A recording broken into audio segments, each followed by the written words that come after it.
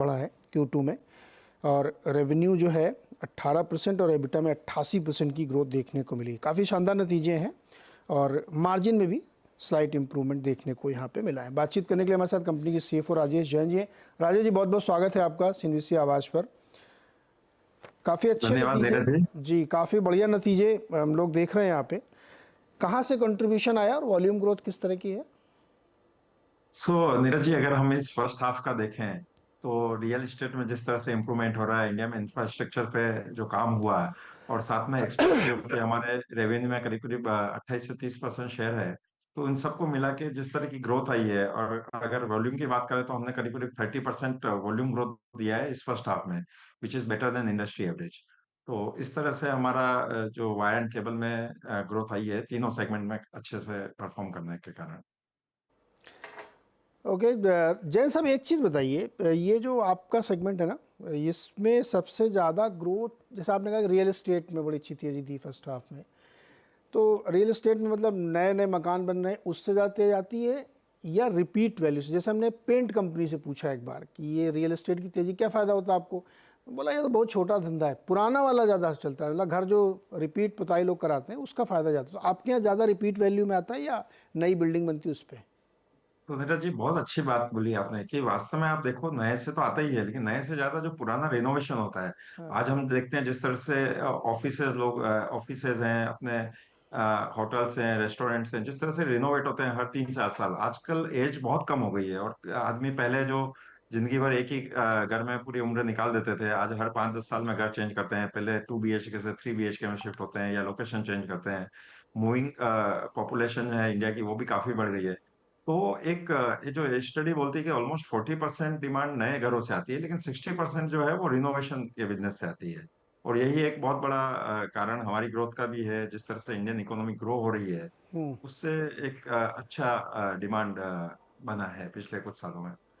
तो अब ये बताइए कि वो 60% वाला हिस्सा ज़्यादा तेज़ ग्रो कर रहा है या 40% वाला? उसको एग्जैक्ट ट्रैक करना बहुत मुश्किल होता है, लेकिन ऐसा लगता है मुझे कि ये अभी पर्टिकुलरली पिछले साल में तो रियल एस्टेट भी बहुत बड़ा, आफ्टर कोविड जिस तरह से बड़ा है, वो नया वाला भी काफी बड़ा है, और रिनोवेशन तो हमेशा रहेगा। ये एक इस इंडस्ट्री का ट्रेंड है। कुछ लोग कह रहे हैं कि थोड़ा सा नरमी आनी शुरू हुई है नए वाले में, मतलब हाउसिंग सेगमेंट उतना तेज़ नहीं, क्योंकि मास हाउसिंग तो बन नहीं रही, केवल प्रीमियम पे ही ज़्यादा फोकस है लोगों का। नहीं, बट जिस तरह से इंडिया का मिडिल इनकम ग्रुप जो बढ़ रहा है, हमें हाँ। लगता है डिमांड तो बहुत है और आ रही है। हो सकता है कहीं बड़े कुछ कुछ सेगमेंट्स में अपने को कम लगता है, बट ओवरऑल ये इंडस्ट्री जिस तरह से बढ़ रही है, और आने वाले भविष्य में भी जिस तरह से इंडिया की ग्रोथ है, उससे बढ़ेगा ही बढ़ेगा ये। और ये एक सेगमेंट है, पर ओवरऑल देखें हम, जो ग्रीन एनर्जी में काम हो रहा है, इंफ्रास्ट्रक्चर पे जो काम हो रहा है, renewable energy plus EV vehicle, तो ये सब मिला के वायर एंड केबल इंडस्ट्री जो है, इसका फ्यूचर हमें बहुत ब्राइट लगता है। सर, आपके ग्रॉस मार्जिन 20% के आसपास हैं, और मतलब हर क्वार्टर में बढ़े हैं, साल दर साल भी देखें Q1 Q बढ़े। इसका क्या खास कारण है और क्या ये सस्टेनेबल है? हालांकि कमोडिटी प्राइसेस कोलैप्स हुए थे, हाँ, उसका अगर फ़ायदा देखें मिला होगा एक, आपको। तो इसमें एक रीजन तो ये रहता है कि जो कॉपर और एल्यूमिनियम की प्राइस स्टेबल रही है, अगर कंपेयर करें पिछले H1 से कंपेयर करें तो स्टेबल रही है। और साथ में हमने जो ग्रोस मार्जिन इंप्रूवमेंट पे, बेटर प्रोडक्ट मिक्स और इस पे जो ध्यान दिया है, इसके कारण ये रिजल्ट्स आए हैं। और इसको आगे भी हम इम्प्रूव करेंगे और बेटर रहेगा।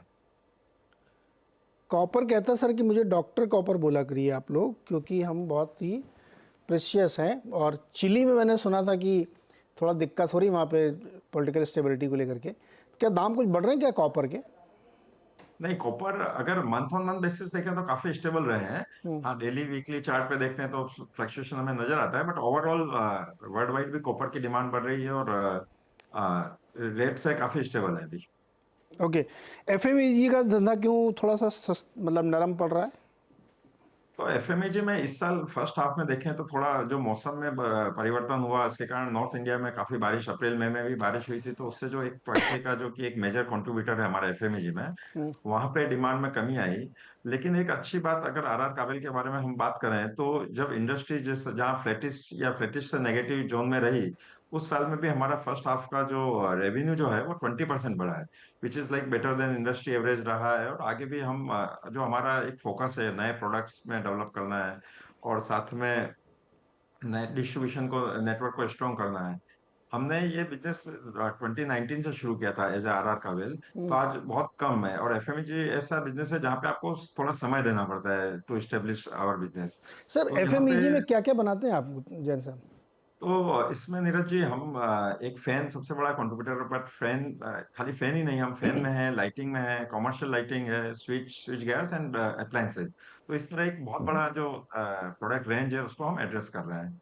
एयर प्यूरीफायर बनाते हैं आप, या इसको आपने दूर रखा है, या एफएमईजी मानते नहीं इसको, क्या है एफएमईजी में है क्या ये? नहीं नहीं, हम जो काम कर रहे हैं मेजर, तो फैन फैन जो सीलिंग फैन है, टेबल टीपीडब्ल्यू है, और लाइटिंग्स में भी कमर्शियल लाइटिंग जो ऑफिस वगैरह में है। प्लस हम जो सेगमेंट जो है अप्लायंसेज में, उसमें आयरन्स और हीटर्स, रूम हीटर्स इसी रेंज में, और कूलर्स में है। सर दिल्ली मुंबई की हवा ख़राब है, बड़ी अपॉर्चुनिटी है, एयर प्यूरीफायर में बनाइए सर, बनाइए इसमें नहीं, अच्छा पर है। अभी उस सेगमेंट में हमने नहीं डेवलप किया है। ओके ओके सर, बहुत बहुत शुक्रिया जैन साहब, और बधाई आपको अच्छे नंबर्स पेश करने के लिए, बहुत बहुत थैंक शुक्रिया you sir. Neeraj ji, thank चलिए यू। वापस आते हैं हम लोग गाबा जी के पास। गाबा जी, आरआर काबिल नतीजे बहुत धांसू थे, और जैन साहब बहुत कॉन्फिडेंट है कि ये रफ्तार रन रेट चलता रहेगा। कैसा लग रहा है आपको आरआर काबिल? आरआर काबिल अच्छा लग रहा है मुझे। रिसेंट लिस्टिंग है, अप मूव ऑन है, 1500 हमने रिसेंट हाई देखा है, वो पार कर लेगा matter of time. It's a hold, buy and hold, बढ़िया स्टॉक लगता है मुझे, बिल्कुल। ओके, बाय एंड होल्ड वाला है। चलिए